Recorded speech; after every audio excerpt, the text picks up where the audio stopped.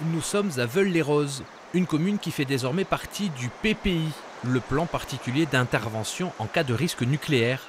Et cela veut dire de nouvelles consignes de sécurité à respecter si jamais un accident arrivait. Par exemple, là, il ne faut pas venir chercher les enfants à l'école, hein, vous êtes au courant de cela.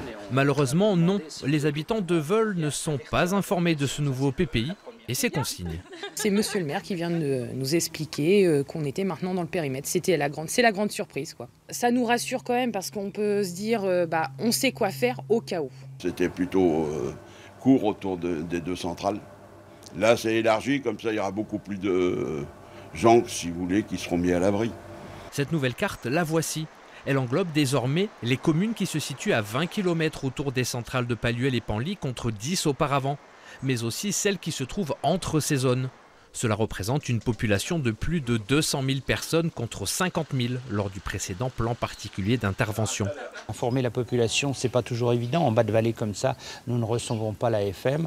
Donc il faut voir pour peut-être investir dans une sirène ou voir comment on peut prévenir la population rapidement. On a une zone de réflexe immédiat de 5 km. Et ça, c'est la nouveauté du PPI, c'est que dans le rayon de ces 5 km, il y aura la possibilité de faire évacuer cette zone-là, sur ordre de la préfète.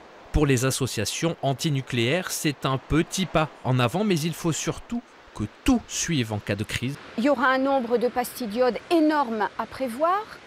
Il faudra aussi équiper les gens de dosimètres, parce que les radiations ne suivent pas les cercles parfaits. Donc il y a des endroits qui ne seront pas touchés, des endroits qui le seront. Ça va demander une logistique et puis un argent énorme.